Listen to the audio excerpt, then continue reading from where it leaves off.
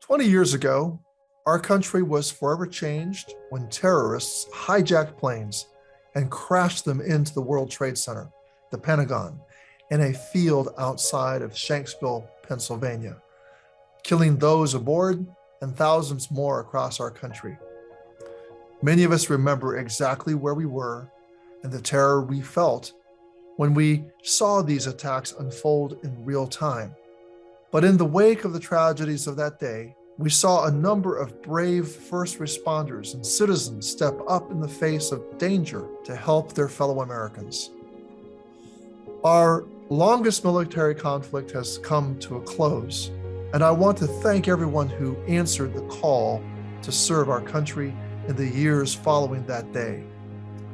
Our service members, past and present, performed and served with honor and never lost sight of their duty. Regardless of the exit from Afghanistan, the sacrifices you and your loved ones made for our country over the last 20 years mattered.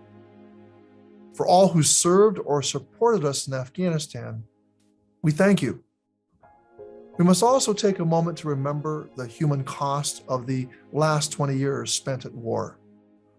Over 2,000 lives were lost, and over 20,000 service members were wounded in action.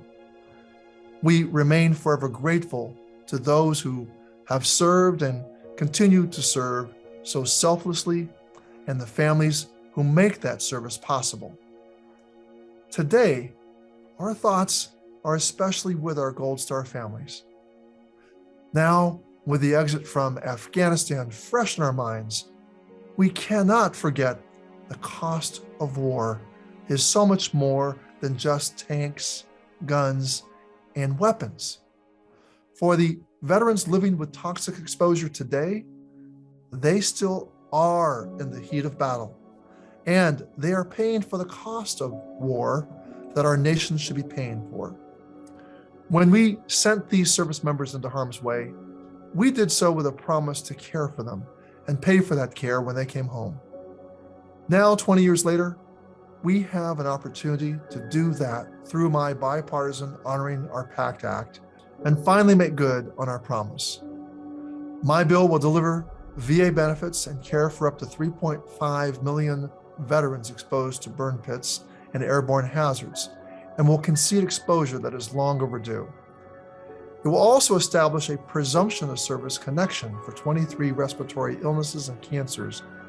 And crucially, it will overhaul VA's presumptive decision-making process so Congress doesn't have to keep intervening.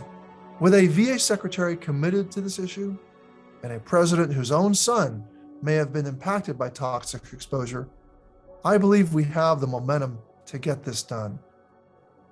Especially with Afghanistan fresh in our minds, we cannot forget the promise we made to these veterans.